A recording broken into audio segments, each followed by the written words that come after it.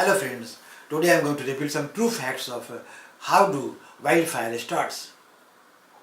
But first of all, I request you to please share and subscribe my channel for getting my informative true facts videos uninterrupted.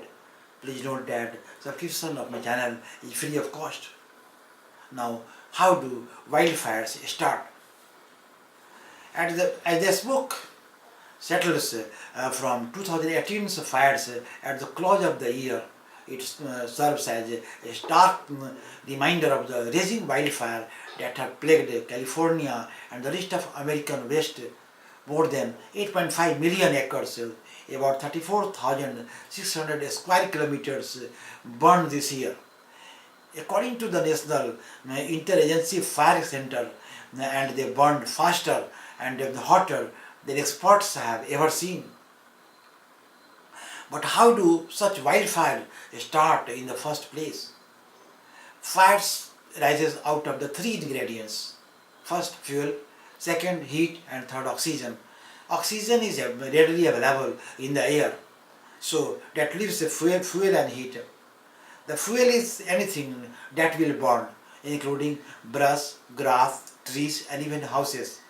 The drier the fuel, the more easily it burns. And the last component, the heat. Heat burns the fuel and desiccates or dries up the surroundings area, and the fire spreads. In other words, a source of heat, respective of the fuel that is dry enough to burn, said Lane Quinn Davidson, a fire analyst for the University of California Cooperative Extension Forestry Program in Northern California.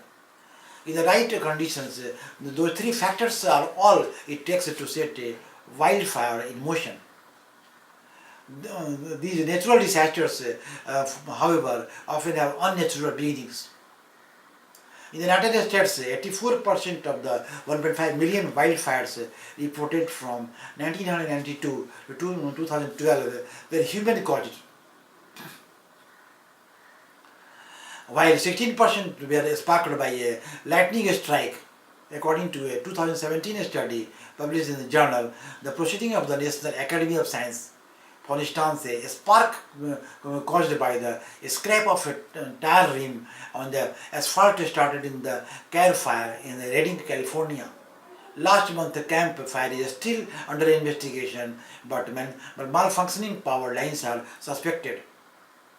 However, ignition is only the beginning. For a spark to grow into a sustained wildfire, there must be a perfect combination of factors, such as dry conditions and really strong winds. Quinn Davidson told Live Science, and because of climate changes, dry conditions are lasting longer and in turn causing longer fire seasons. 50 years ago, mid-November was wet. Maybe we would have a strong wind, but it would be too wet to start to fire in California, Quinn Davidson said. But mid-November of 2018 was dry enough to perpetuate the most deadly and destructive fire in the Golden State's history. Though it been a record-breaking year in California, wildfires are not new.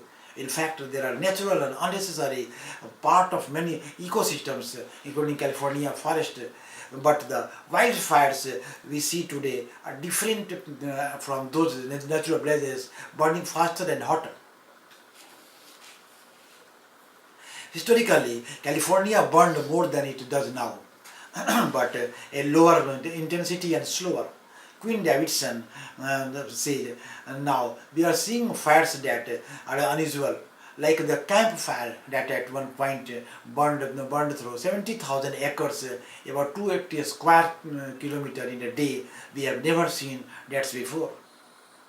The change in our climate, perpetuated by human-made greenhouse gases emissions, extend the windows of the annual fire season, but wildfires also burn faster and hotter, simply because there is more fuel to burn. For example, the boreal forest in Canada and Alaska has seen an increased number of lighting ignited wildfires since 1975, likely due to the earlier snow melts and fuel drying brought on by global warming. A 2017 study in the journal Nature Climate Change found there has been a war on fire over the past 100 years or so, Queen Davidson said, and that ironically has increased the risk of large fires. Today, scientists and conservationists understand that fire is a critical factor in the health of ecosystem, but that was not always the case. So, suppressing smaller fires for the better part of the century allowed fuels to build up. Forests that were once park-like, open with big trees become dense, and small trees and brush the perfect fuels for a fire. As the fields advanced, humans moved closer to the wildland areas. According to 2018 study in the Proceedings of the National Academy of Sciences, establishing less than strategic communities right to the edge of thicketed forest has put more lives and homes at risk, the study found. Based on the fourth National Climate Assessment completed just last month, wildfires will continue to intensify with the changing climate, maybe even becoming a problem in other regions of the United States. So communities need to focus on becoming more resilient to this natural disaster, Queen Davidson said. But she added that she is hopeful because many communities are already taking steps and setting precedents. A lot of communities are actively working on becoming fire adaptive and learning how to live with fire and design their communities in a way that is not vulnerable, Queen Davidson said. In my next video, I will reveal some true facts of other more interesting topics. Thanks.